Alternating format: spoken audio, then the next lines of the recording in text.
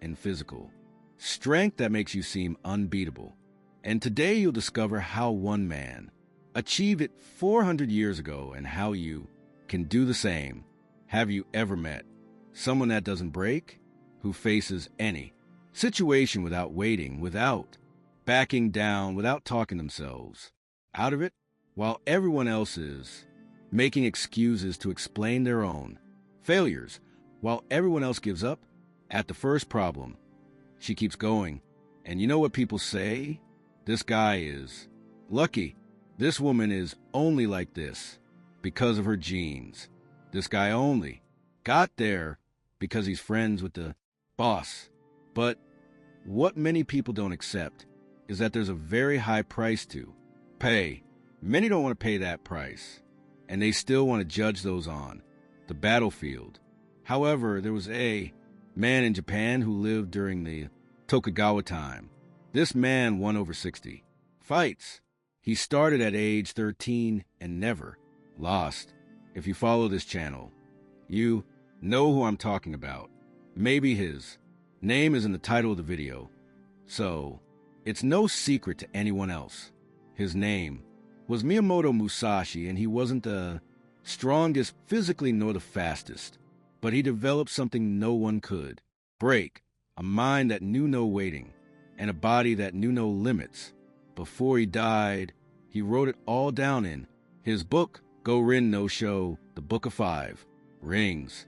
And within those pages lies the exact map for how to change your mind and body into something that people will look at and think, how is that possible?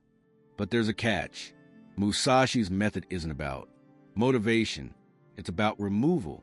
He didn't build strength by adding things. He built it by taking away everything that was getting in the way. Before I show you exactly how the system works, I invite you to subscribe to the channel, like the video, and comment. What's your biggest mental or physical weakness that you want to remove? This really helps the channel reach more people. Plus, I enjoy reading all the comments and talking with you. Thank you very much for your attention. Back to the video. Chapter 1, The Awakening. The story I'm going to tell you today begins with a guy named Lucas, an engineer, 32 years old, married with 2 kids. A normal guy, a normal life, normal problems. But Lucas had a specific problem. He was weak, not just physically, mentally too. He woke up every day promising to work out. He bought a gym membership 3 times, canceled all 3. He started diet on Monday and broke it on Wednesday. He promised to wake up early, but hit the snooze button 7 times. The pattern was always the same. Strong plan, weak action. And that wasn't the only thing that was worse. When things got tough at work, he'd freeze up. When he needed to have a difficult talk with his wife, he'd put it off. When his children needed correction and to learn about discipline and values, he left it to her to handle. Lucas was living on autopilot, reacting, never acting, until the day he had a panic attack in front of his boss. In the middle of an important meeting, his heart raced, his hands sweated, and the room began to spin. He had to leave. He went to the doctor. Tests were normal. The diagnosis, stress, anxiety, and lack of mental fitness. The doctor said, something that changed everything. Your body is responding to threats that don't exist because your mind isn't trained to tell real danger from discomfort. You need to train your nervous system. Lucas returned home and began researching how to train the mind, how to build real mental strength. That's when he discovered Miyamoto Musashi. And more specifically, he discovered that Musashi didn't write a philosophy book. He wrote a manual of warfare applied to life. Chapter 2, The Principle of Removal. The first thing Lucas read in the Book of 5 Rings was something that seemed opposite, have no favorites. Do not depend on any particular tool. He didn't understand at first. How do you become strong without having a favorite? How do you master something without depending on it? Then came Musashi's explanation. Your strength cannot depend on perfect conditions. If you can only train when you have equipment, you are weak. If you can only meditate when you are silent, you are weak. If you can only focus when you are rested, you are weak. True strength is the ability to perform in any condition. Musashi practiced with wooden swords, metal swords, 2 swords, 1 sword, no sword at all. He fought day and night, in the sun, in the rain, in the cold, in the heat. Why? Because the enemy doesn't wait for you to be ready. Lucas realized he was the opposite of that. He could only be productive at the office. He could only work out if he'd slept well. He could only eat healthy if his wife prepared the meals. All his discipline depended on outside things. So he did what Musashi taught. He removed dependencies. It started small. Push-up training. No gym equipment, specific schedule, nothing needed. Just body and floor. He chose 20 push-ups every day. Anytime, any place, any conditions. The first week was easy. The second week, his body started to ache. The third week, he traveled for work. The fourth week, he got the flu. This is where he always gave up before. But this time, he remembered Musashi's principle. Practice must continue no matter what. Traveling push-ups in the hotel room. Got a cold? 10 push-ups instead of 20. No energy? 5 push-ups, but never 0. Chapter 3. Heijoshin, the calm mind. By day 40, Lucas was doing push-ups automatically, but his mind was still a mess. Anxiety about work, worry about money, fear of disappointing his family. He was getting stronger physically, but mentally he was still fragile. It was then that he encountered the concept that Musashi considered more important than any fighting technique. Heijoshin, the everyday mind, the mind that does not change. Musashi wrote, at the moment of battle, your mind should be exactly the same as your mind when you are drinking tea. No excitement, no fear, just presence. How is this possible? How do you stay calm when someone is trying to kill you? Musashi's answer was simple, but hard. You train your mind not to react. You don't push down fear. You become someone who doesn't need to react to fear. Lucas began testing this. Every time he felt anxiety rising in traffic, in a difficult meeting, in an argument with his wife, he did one thing. He took a deep breath and watched the feeling without reacting to it. It sounds simple, but it was hard at first. His body wanted to scream, argue, run away, but he just watched. My heart is racing. My hands are sweating. My jaw is tense. Just watching. No judgment, no reaction. The first time it worked was in a meeting where his boss started yelling at him in front of everyone. The old pattern was freezing, sweating, and stuttering. This time, Lucas felt the fear coming on, noticed it, and continued speaking normally. His voice didn't shake. His hands didn't sweat. He responded clearly. The boss was confused. The team was shocked. But Lucas knew what had happened. He had used Heijoshin for the first time. The mind that doesn't move. A Stanford University brain scientist who has been studying emotional control for 18 years explains, when you practice watching difficult emotions without reacting, you are actually changing your brain. Over time, the trigger level rises. What once caused panic now causes only noticing. Chapter 4. Son No Senator. The way of the warrior. But Musashi knew that a calm Mind without a strong body is not real. You can have perfect emotional control, but if your body can't handle it, you lose. He wrote, train hard with wooden sword to strengthen the body. When the body is weak, the mind shakes. When the body is strong, the mind stays firm. Lucas had been doing push-ups for 60 days. He had gotten stronger, but he hadn't yet tested his body under extreme conditions. Musashi didn't train in comfort. He trained to the limit and then went beyond. So Lucas decided to do something that seemed crazy. 100 push-ups a day for 30 days. No matter how long it took. No matter how many breaks he needed. He was going to complete 100 every single day. Day 1 took 45 minutes. Day 5, he could barely lift his arms. Day 10, his wife told him he was overdoing it. Day 15, he did 100 push-ups in 20 minutes. Day 30, he did them in 12 minutes, without stopping. But what changed wasn't just the body. It was the mind. When you prove to yourself that you can do something that seemed impossible, you stop arguing with the difficulty. You just do it. Musashi called this Sun, the way of the warrior. It's not about talent. It's about removing the idea that there's something you can't do if you train hard enough. Chapter 5. Zanshin, ongoing awareness.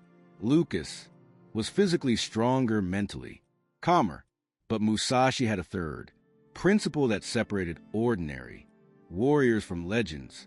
Zanshin literally translated the mind that remains. It doesn't mean being always alert in the sense of tense. It means being always present, always aware, never disconnected. Musashi wrote of warriors who want to fight but let their guard down and were attacked while celebrating. He said, the battle does not end when the enemy falls. It ends when you are safe. Zanshin is the awareness that does not relax until everything is truly resolved. Lucas realized he was living the opposite of this. He'd finish a project and immediately relax completely. He'd reach a goal and stop training. He'd solve one problem and ignore the signs of the next. He began practicing Zanshin in real life. After finishing his push-ups, instead of collapsing on the floor, he would stand for 30 seconds, breathing and being aware. After a difficult meeting, instead of immediately checking his phone, he would sit for a minute, thinking about what had happened. It seems small, but it changes everything. When you keep awareness after the action, you learn from it. When you immediately tune out, you lose the lessons. Within 90 days, something had completely changed in Lucas. People at work started commenting, "You seem different. You're more present, man. You don't get upset by anything." His wife was the most direct. "What happened to you? You seem like a different person." And she was right. He was different. Chapter 6. Heijoshin, the mind that does not move. But the real test came on day 105. Lucas was called into an emergency meeting. The company was making cuts. He was going to be fired. The old pattern would have sent him into panic mode. Heart racing, mind spinning, worst case thoughts swirling. But something different happened. He felt the initial shock. He noticed the feeling and then nothing. His mind didn't react. His body didn't go into fight or flight mode. He was simply present with the information. "I see. What's the schedule?" The boss was surprised by the calm. "You have 30 days. "Sorry, Lucas." "Okay, thanks for letting me know." Lucas left the room, returned to his desk, and continued working. His colleagues who had been laid off along with him were in a panic. They were calling home, crying, unable to move. Lucas was calm, not because he didn't care, but because he had developed something. Musashi called Heijoshin the still mind, the mind that is not shaken by outside events. Musashi wrote, "The tree is quiet, but not because of the absence of wind. It is quiet because its roots are deep." Lucas's roots had grown deep. 105 days of perfect training. 105 days of emotional watching without reaction. 105 days of continuous awareness. When the storm hit, he didn't break because he'd already been tested 1,000 times in small ways. Over the next 30 days, while everyone else was panicking, Lucas was in action. He updated his resume, contacted his network, and went on interviews. By the 23rd, he had 3 job offers. He chose the best one. He left his old company, earning 40% more. The colleagues who panicked, they were still unemployed 3 months later. A sports psychologist who has worked with Olympic athletes for /15 years explains the difference between those who perform under pressure and those who fall apart isn't talent. It's how much time they spend on purpose, exposing themselves to discomfort. Resilience isn't something you have. It's something you build one time after another. Chapter 7. Heijoshin, the strategy of emptiness. But Musashi had one last principle that was the most difficult to understand and the most powerful to apply. Heijoshin, the strategy of emptiness. He wrote, "In combat, do not intend to win, intend not to lose." It seems the same thing, but it is not. When you fight to win, you create openings. You push, you expose yourself. You risk too much. When you fight not to lose, you remain whole, without gaps, without weakness. Lucas applied this to his new job.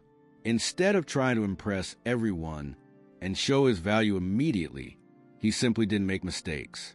He arrived on time, delivered what he promised, didn't create drama, and didn't make promises he couldn't keep. 3 months later, he was promoted. The boss said, "You're not the smartest on the team, but you're the most reliable, and reliability beats brilliance." That's Heijoshin. You don't have to be the best. You have to have no weaknesses. Musashi never lost a fight, not because he was stronger or faster. He never lost because he never gave an opening. He studied his opponent, waited for a mistake, and acted complete efficiency, 0 waste. Lucas began to apply this to everything in his diet. He didn't try to eat perfectly. He simply never ate junk food in his training. He didn't try to break records. He simply never failed a day in his relationships. He didn't try to be the perfect husband. He simply never broke his word. No weaknesses, no loopholes, no excuses. Chapter 8. Tsunami, letting go of the self. 6 months after beginning his journey, Lucas was unrecognizable, physically stronger, mentally unbreakable, emotionally stable. But he had one final barrier. He was still afraid, not of outside things, but of something inside. Afraid that if he stopped for a day, everything would fall apart. Afraid that all this strength was fragile, temporary. That's when he encountered Musashi's ultimate concept, tsunami, abandoning the self. Musashi wrote his final words shortly before he died. "I regret nothing. I fear nothing. I desire nothing." How does one get to this level? How do you completely abandon fear? Musashi's answer was the most extreme. You stop identifying with the outcome. You are not your successes. You are not your failures. You are simply the continuous practice. Lucas tested this in an extreme way. He stopped counting training days. He stopped celebrating milestones. He stopped posting progress on social media. He removed all outside approval. The training continued. The meditation continued. The discipline continued. but now without ego, without the need for recognition, without the fear of losing what had been built, because he finally understood you can't lose what you are. You can only lose what you have. If your strength depends on keeping a streak, you'll fear breaking it. If your strength is who you've become, nothing can take that away from you. And it was at that exact moment that something scary happened. People started avoiding Lucas, not because he was arrogant, not because he was aggressive, but because his presence was uncomfortable. When you remove fear, waiting, and the need for approval, you become a mirror. People look at you and see everything they're not, and that hurts. His co-workers stop complaining around him. His friends stop making jokes about gyms and diets. His own family started commenting, "You're getting too serious," because his existence proves that everything they say is impossible is just uncomfortable. Chapter 9. The Complete Change. A year after starting, Lucas was no longer Lucas, not in the sense that he had changed his personality, but in the sense that he had removed everything that was not needed. He was no longer someone who tried to be disciplined. He was someone who couldn't be undisciplined. Practice wasn't something he did. It was who he was. Musashi called this Kenzen Chinyo. The sword and Zen are one. There is no separation between who you are and what you practice. You don't meditate. You are meditation. You don't train. You are training. People would ask, how do you have so much discipline? The answer was simple. I have no discipline. I've removed the parts of me that wanted to give up. This is what Musashi taught.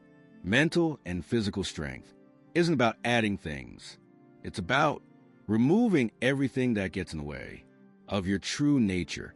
You don't need to motivate yourself to breathe. You don't need to force your heart to beat. Why? Because these things are essential to who you are. When training, discipline, and practice become as natural as breathing, you've reached the scary level, the level where people look at you and think that's not human. And the truth, they're right. It's not human in the sense of normal human. It's human in the sense of full human potential. Miyamoto Musashi died at the age of 62 alone in a cave writing.